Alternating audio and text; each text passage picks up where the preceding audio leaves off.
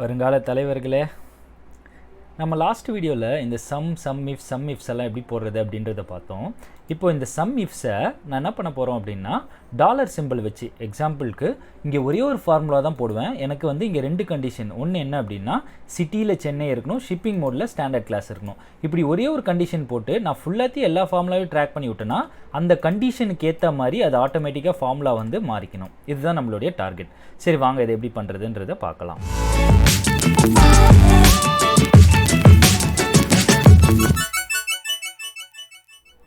First எனக்கு SUMIFS எப்படி use பண்ணுன்றது தெரியணும். சப்போஸ் SUMIFS எப்படி யூஸ் பண்ணுறதுன்னு தெரியல அப்படின்னா மேலே ஐ பட்டனில் வந்து SUMIFSஸை வந்து எப்படி பண்ணுறதுன்றது ஒரு வீடியோ போட்டிருக்கேன்.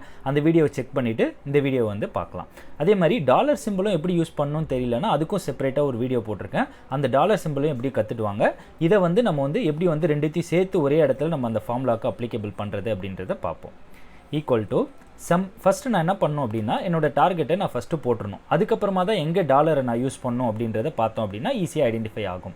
SUMIFS அப்படின்றது தான் என்னுடைய ஃபங்க்ஷன். ஸோ அந்த ஃபங்க்ஷன் போய்ட்டு நான் என்ன பண்ணுறேன்னா FFXல கொடுக்குறேன். என்னுடைய ஆர்குமெண்ட்ஸ் என்னென்ன இருக்குது அப்படின்னா, ஃபஸ்ட்டு எடுத்தோன்னே சம் ரேஞ்ச் அப்படின்னா என்னென்னா, நான் எதை டோட்டல் பண்ண போகிறேன். எனக்கு ஓவராலாக டோட்டல் சேல்ஸ் தான் எவ்வளோ நடந்திருக்குன்னு தெரியணும். அதனால் அதை வந்து நான் வந்து சம் பண்ணிக்கிறேன். நெக்ஸ்ட் என்னென்னா க்ரிட்டீரியா. ஃபஸ்ட்டு க்ரிட்டீரியா என்னென்னா, ஷிப்பிங் மோடில் எனக்கு ஸ்டாண்டர்ட் கிளாஸாக இருக்கணும். அப்போது நான் ஷிப்பிங் மோடை என்டையராக பிஏ செலக்ட் பண்ணிக்கிறேன். அதுதான் என்னுடைய ரேஞ்சு. அதில் என்னுடைய க்ரிட்டீரியா என்ன அப்படின்னா இந்த ஸ்டாண்டர்ட் கிளாஸ். ஓகே, நெக்ஸ்ட்டு என்ன அப்படின்னா, செகண்ட் க்ரிட்டீரியா என்ன அப்படின்னா, எனக்கு சிட்டியில் இந்த சென்னைன்ற சிட்டி இருக்கணும். அப்போ சிட்டியோட ரேஞ்ச் என்ன அப்படின்னா, இதுதான் சிட்டியோட ரேஞ்ச். இதில் எனக்கு என்ன இருக்கணும்னா சென்னை இருக்கணும். அப்போ நான் என்ன பண்ணிட்டேன், எனக்கு சென்னையில் ஸ்டாண்டர்ட் கிளாஸ்க்கு எவ்வளோ இருக்குதுன்னு தெரிஞ்சுட்டேன். இதே மாதிரி கரஸ்பாண்டிங்காக சென்னைக்கு ஃபஸ்ட் கிளாஸில் எவ்வளோ இருக்குது, சென்னைக்கு செகண்ட் கிளாஸில் எவ்வளோ இருக்குது. அதே மாதிரி இந்த சைடு ரைட் சைடில் ஸ்டாண்டர்ட் கிளாஸில் கோயம்புத்தூருக்கு எவ்வளோ இருக்குது, சேலம்க்கு எவ்வளோ இருக்குது, மதுரைக்கு எவ்வளோ இருக்குது. இந்த மாதிரி எனக்கு ஆட்டோமேட்டிக்காக வரணும் இந்த ஒரு ஃபார்முலாலேயே. இப்போ தான் நம்ம என்ன பண்ண போகிறோம்னா, இந்த டாலர் சிம்பிளை யூஸ் பண்ண போகிறோம்.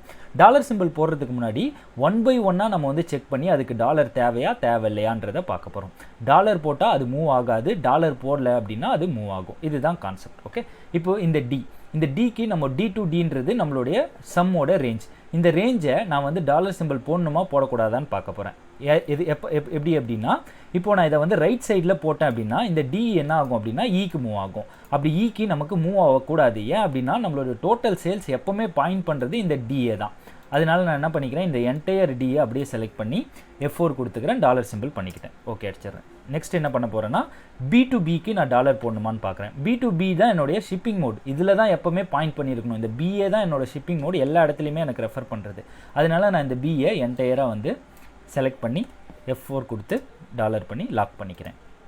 நெக்ஸ்ட் என்ன பண்ண போகிறேன்னா G9.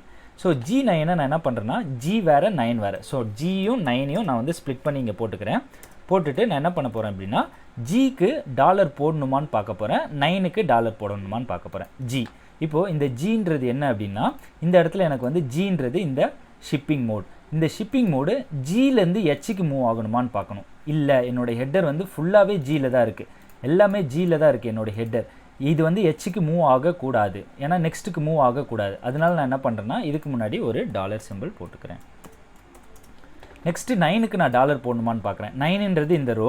நான் நெக்ஸ்ட்டு போக 10க்கு போகணும், 11க்கு போகணும். ஆமாம், 9லேருந்து 10க்கு 11க்குலாம் இது மூவ் ஆகணும். அதனால நான் இங்கே டாலர் சிம்பிள் போட போகிறது இல்லை. அதனால் நான் வந்து ஜிக்கு மட்டும்தான் இப்போ வந்து டாலர் போடணும். அதனால் இங்கே போயிட்டு டிக்கு மட்டும் டாலர் சிம்பிள் போட்டுக்கிறேன். ஓகே, நெக்ஸ்ட் நான் என்ன பண்ண போகிறேன் அப்படின்னா, C2Cக்கு டாலர் போடணுமான்னு பார்க்குறேன். C2C என்ன அப்படின்னா என்னுடைய சிட்டி.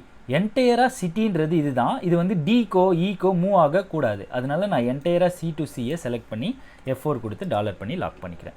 நெக்ஸ்ட்டு H8ன்றதையும் தனி, Hன்றது தனி, 8ன்றது தனித்தனியாக போட்டுக்கிட்டேன். இப்போ Hக்கு டாலர் போடணுமான்னு பார்க்க போகிறேன், 8க்கு டாலர் போடணுமான்னு பார்க்க போகிறேன்.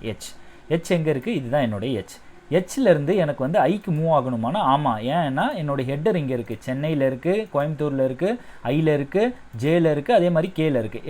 என்னுடைய ஹெட்டர் எல்லாமே ஹெச்லேருந்து அப்படியே மூவ் ஆகிட்டே போகுது.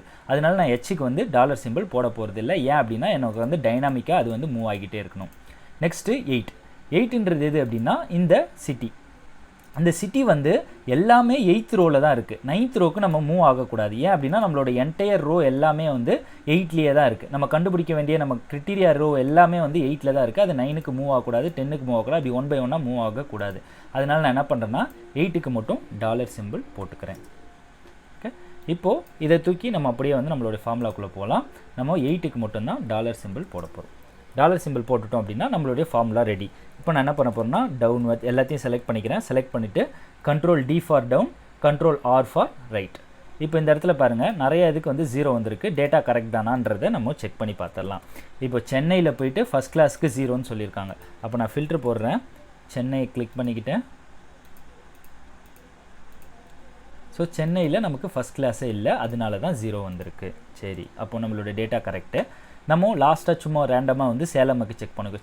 சேலமில் செகண்ட் கிளாஸுன்ற டேட்டா இல்லை. சிட்டியில் சேலமை செலக்ட் பண்ணிட்டேன்.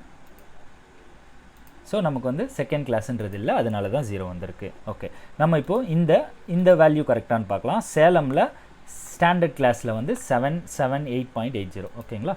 ஸோ சேலமில் ஸ்டாண்டர்ட் கிளாஸ், சேலம் கிளிக் பண்ணியாச்சு. ஸ்டாண்டர்ட் கிளாஸ் மட்டும் எடுத்தாச்சு. ஸோ டோட்டல் பண்ணால் 777.088. 777.088. ஸோ நமக்கு ஆன்சர் கரெக்டாக இருக்குது. இப்படி தான் நம்ம டாலர் சிம்பிளை யூஸ் பண்ணி நம்ம ஒரே ஒரு ஃபார்முலா போட்டு அது எஃபெக்டிவ் வேல எப்படி வந்து ட்ராக் பண்ணி விட்டோன்னா ஆட்டோமேட்டிக்காக மாறிக்கு அப்படின்றத நம்ம பார்க்க போகிறோம். ஓகே, ஒரு ஃபங்க்ஷனை எப்படி யூஸ் பண்ணுறது, அதோடைய பிஹேவியர் என்ன, டே டு டே லைஃப்பில் நம்ம யூஸ் பண்ணுற ஆக்டிவிட்டியோட ஷார்ட்கட்ஸ், ஒர்க் என்விரான்மெண்ட்டை ஈஸியாக பண்ணக்கூடிய எக்ஸல் ட்ரிக்ஸ், நம்மளோட ஒர்க்கை ஆட்டோமேட் பண்ணுற மேக்ரோஸ், இப்படி எல்லா விதமான டாப்பிக்கை பற்றியும் நம்ம வீடியோஸ் அப்லோட் பண்ணிகிட்ருக்கோம். மறக்காமல் நியூ கிரியேஷன் எக்ஸல் டுட்டோரியலுக்கு நீங்கள் சப்ஸ்கிரைப் பண்ணிக்கோங்க. உங்களுக்கு ஸ்பெஷலாக ஏதாவது டாபிக் பற்றி டிஸ்கஸ் பண்ணணும்னு நினைக்கிறீங்க அப்படின்னா கமெண்ட்டில் லீவ் பண்ணுங்கள். அதுக்கான செப்பரேட் வீடியோ உங்களுக்கு போடப்படும்.